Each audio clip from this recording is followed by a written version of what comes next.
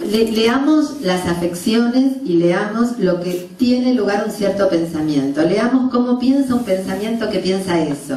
Obviamente que está encarnado en él, pero no solo en él, en una relación.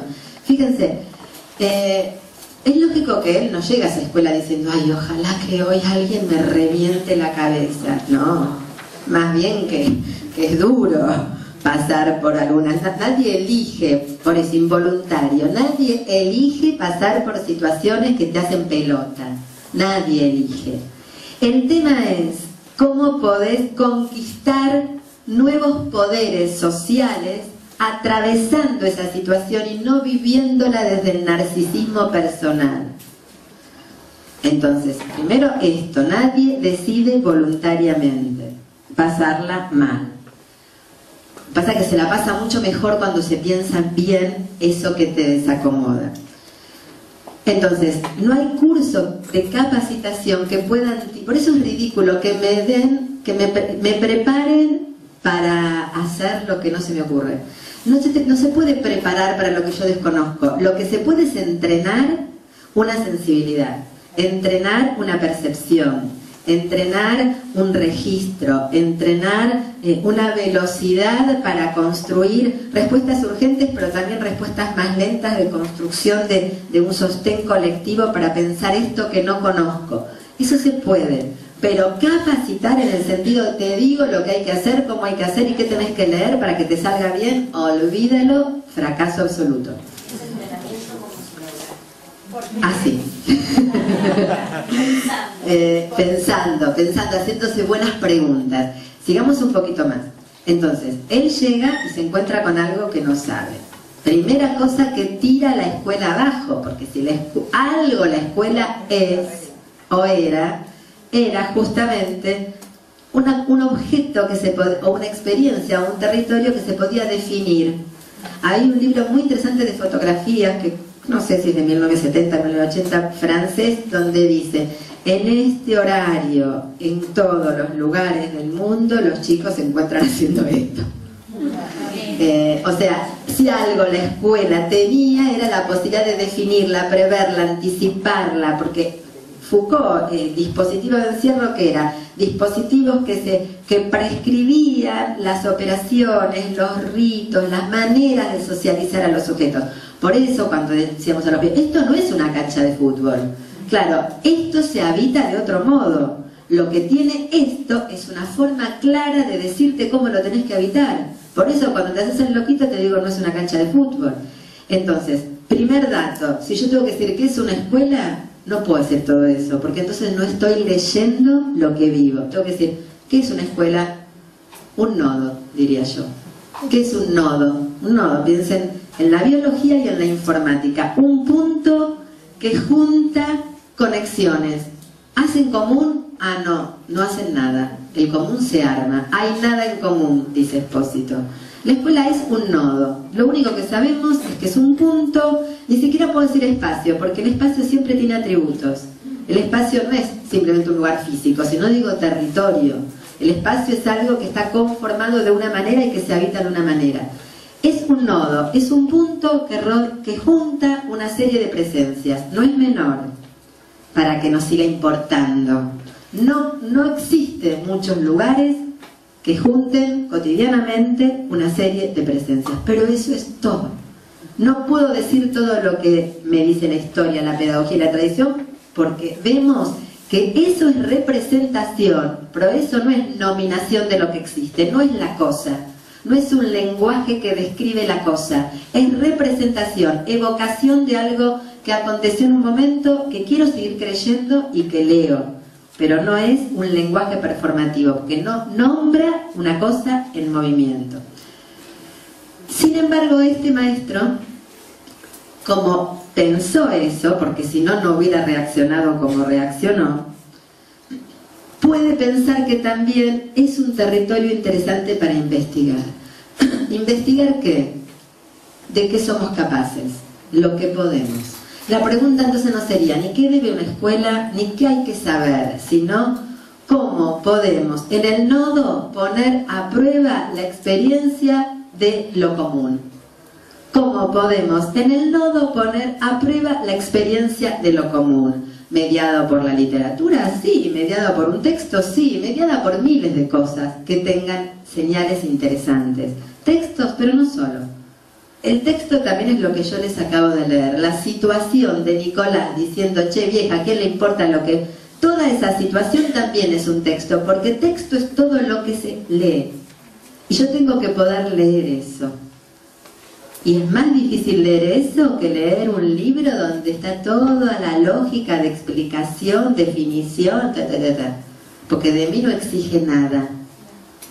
Esto también es un texto y esto también hay que aprender a leerlo. ¿Quién dice que aprender a leer esto tiene menos valor que aprender la argumentación de un autor? Tiene más valor, porque me da un entrenamiento para la vida y para cualquier plano de la vida muchísimo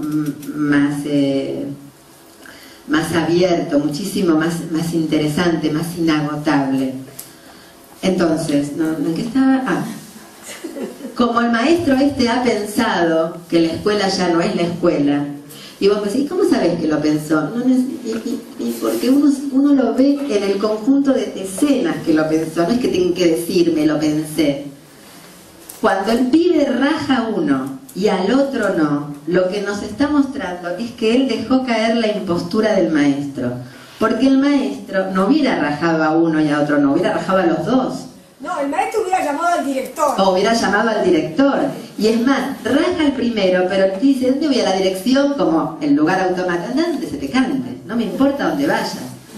Ni siquiera echando al primero, que se parece bastante a lo que puede ser la lógica de la sanción de un maestro, es el maestro clásico, porque le dicen donde quieras.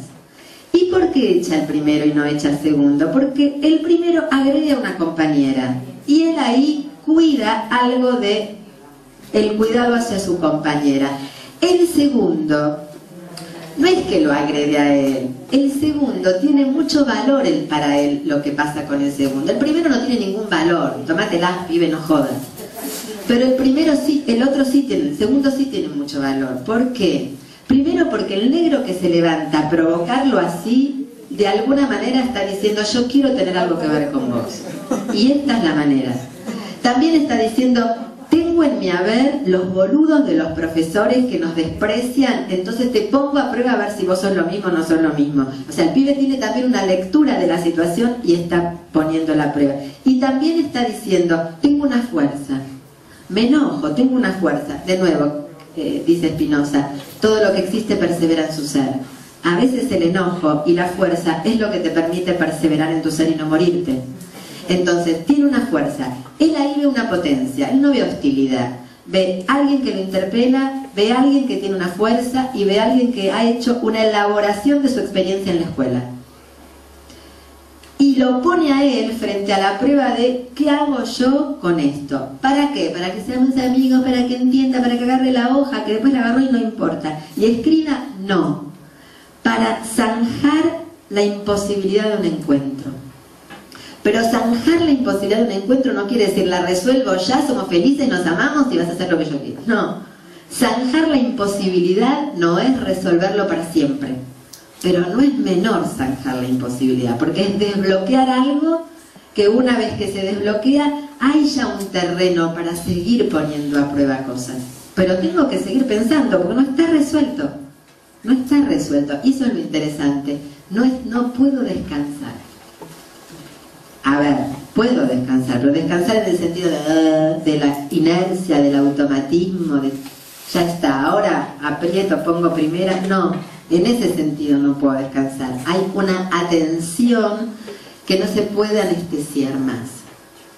Hay pero no una atención y una atención, pero no estar alerta, no estar asustado, no desconfiar, pero es una atención. Estar atento porque no es que con esto ya está. Entonces me parece que acá hay algo interesante, que es que el tipo se está haciendo una pregunta, aunque no la formule explícitamente. La pregunta es eso, ¿cómo poner a prueba la existencia de lo común? O mejor dicho, ya aprendí que lo común es una prueba. ¿Cómo lo efectúo según los obstáculos o según las cuestiones con las que me encuentro, pero ya aprendí que lo común es una prueba. Una prueba en el sentido de una experimentación, en el sentido de algo que no está resuelto en los cánones convencionales del cumplimiento de un rol. Cumplo el rol de mujer, de marido, de hijo, de docente, ya se armó lo común. No. Ese es el otro tema. Ser docente no es cumplir con ningún rol y ninguna función, porque el rol y la función son definiciones de una estructura, y si la estructura está estallada, como vemos que está estallada, es patético, ridículo y estéril pretender agarrarme del rol o de la función, porque el rol y la función ya no pueden funcionar porque no tienen estructura, porque está caotizado todo. Entonces, el rol y la función tienen que devenir posición, tienen que devenir pensamiento, tienen que devenir gestiones desde el punto de vista de organizar con los elementos que hay algún tipo de agenciamiento, de relación, pero no hay un cumplimiento de una prescripción, porque no hay interlocución, porque no hay condiciones, además de que es totalmente aburrido, que algo suceda por cumplimiento de una prescripción. Porque del otro lado me encuentro con Nico, que me dice, la prescripción es agarrar el cuaderno, agarrar el lápiz, escribir. Ok, antes esa prescripción contaba con un interlocutor, que podrido o no podrido sabía que tenía que jugar ese juego. Hoy yo voy con la prescripción, voy con el rol, voy con la función, y me encuentro con Nico que me dice, ¿a quién le importa lo que vos explicás? O me encuentro con el pibe este que me revolea el maletín. O me encuentro con otro que no hace ningún quilombo, pero que está absolutamente en su mundo con los Walkman o con lo que fuera. Entonces, si la función ya no funciona, como decía Ignacio Leucovitz, si los supuestos no están puestos, tengo que barajar y dar de nuevo. ¿Qué dicen?